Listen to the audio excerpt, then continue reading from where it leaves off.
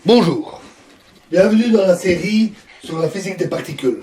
Donc nous allons voir maintenant les règles de Feynman pour l'électrodynamique. L'électrodynamique habituelle, c'est-à-dire avec les spineurs, les photons, etc.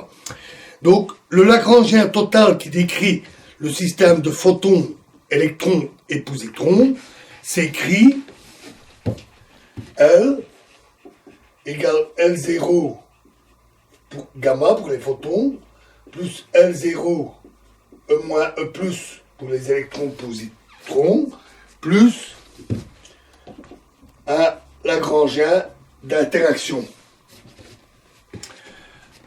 Et ces différents Lagrangiens, nous les avons déjà rencontrés, se écrivent L0 gamma. Donc pour les photons, c'est le moins un quart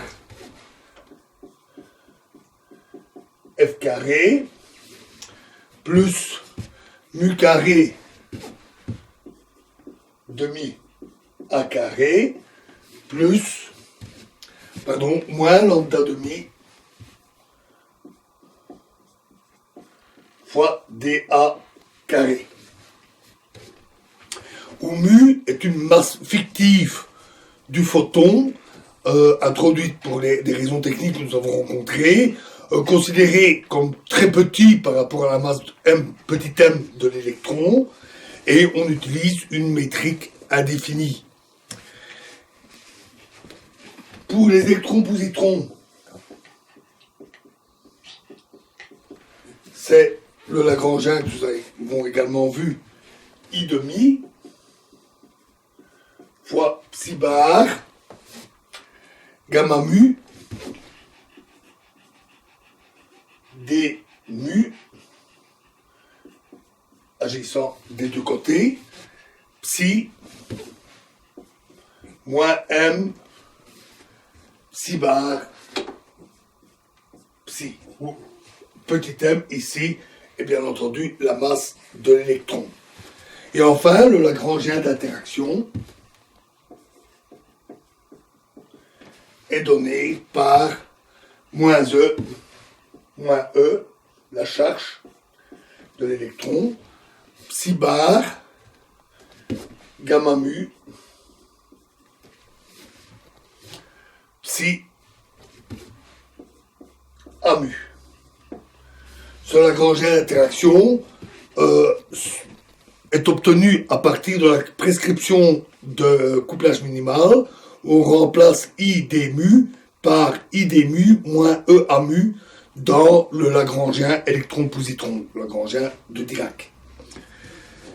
Alors, on a deux types de propagateurs, ceux qui sont liés aux contractions, le propagateur électron-positron et le propagateur des photons. On va donc utiliser deux notations différentes dans les graphiques pour représenter ces deux types de propagateurs.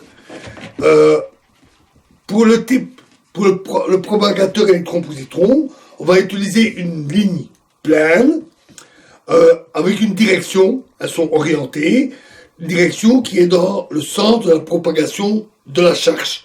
N'oublions pas que la charge d'un électron est négative, donc c'est dans l'autre sens. Donc on va avoir X mu et donc une flèche Y nu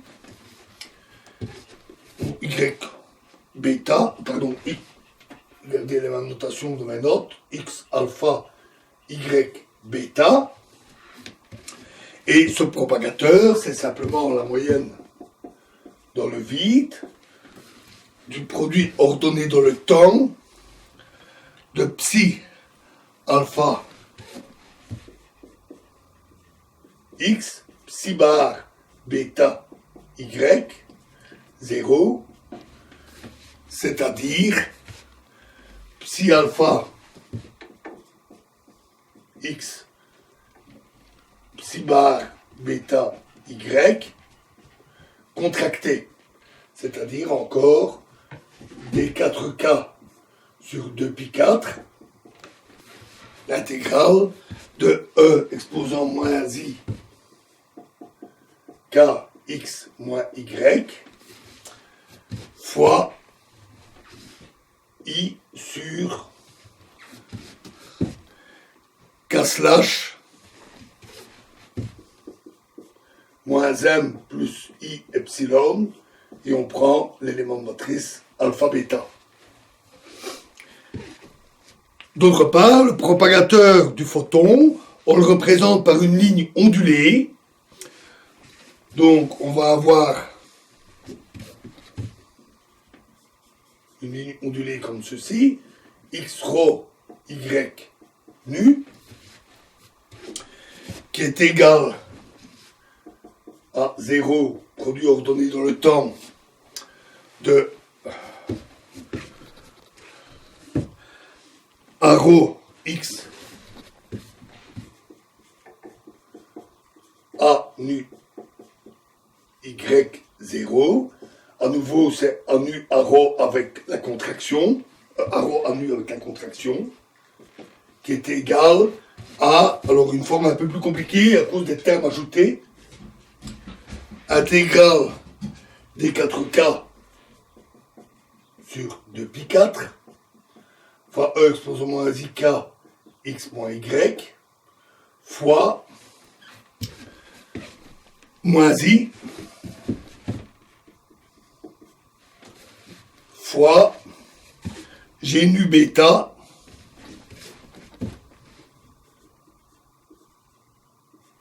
moins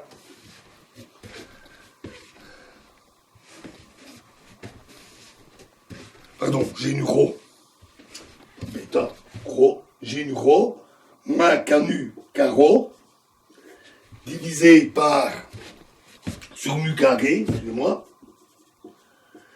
divisé par K carré moins mu carré plus I epsilon plus K nu K rho sur mu carré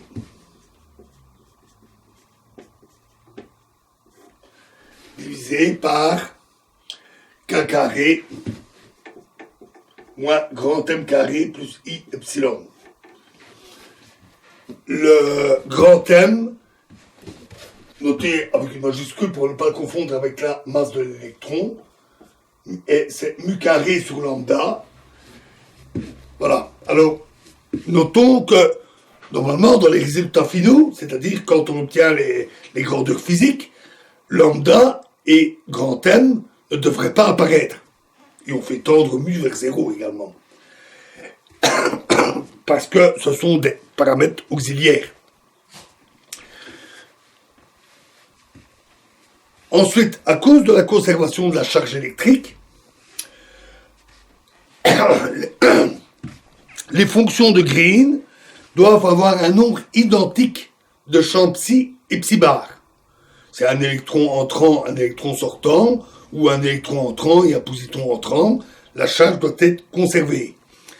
Alors, donc, par simplicité, en omettant les indices spinoriels et vectoriels, pour ne pas alourdir, on va avoir G, x1, xn, xn plus 1, x2n, y1 jusqu'à y rho, est égal au produit, à la moyenne dans le vide, du produit ordonné dans le temps, psi x1 jusqu'à psi xn, psi bar xn plus 1 jusqu'à psi bar x2m, fois a nu 1 y1 jusqu'à a nu rho y rho dans le vide. Et si on peut, comme on l'avait fait pour le champ scalaire et d'autres cas, l'écrire en termes de champ entrant, de champ in, et donc on obtient 0, le produit T, les mêmes champs avec des in, fois l'intégrale, fois l'exponentielle, I intégrale de D4Z Lagrangien d'interaction de Z slash E bar 0 divisé par 0 avec juste le exponentiel I intégrale le Lagrangien d'interaction 0. Forme familière, devenue familière maintenant. Alors, dans cette expression, le Lagrangien d'interaction est supposé mis sous ordre normal, que nous ne l'avons pas écrit explicitement, et dans la suite, on en mettra les indices in, comme dans le cas scalaire, inutile de mettre in partout. Enfin, en développant en puissance cette expression des exponentielles, donc l'exponentielle de la Lagrangien d'interaction qui contient E, on développe en puissance de E, on utilise le théorème de Wick, et alors on obtient ainsi des diagrammes de Feynman avec les propagateurs que nous venons de voir et des nœuds, un nœud Z avec un photon mu et deux lignes de fermions alpha, bêta.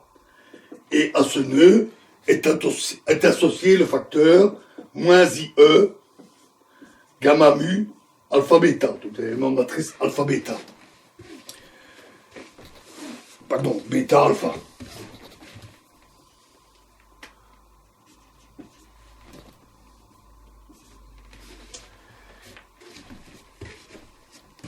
On voit que ce nœud a un indice vectoriel et deux indices spinoriels liés aux trois branches.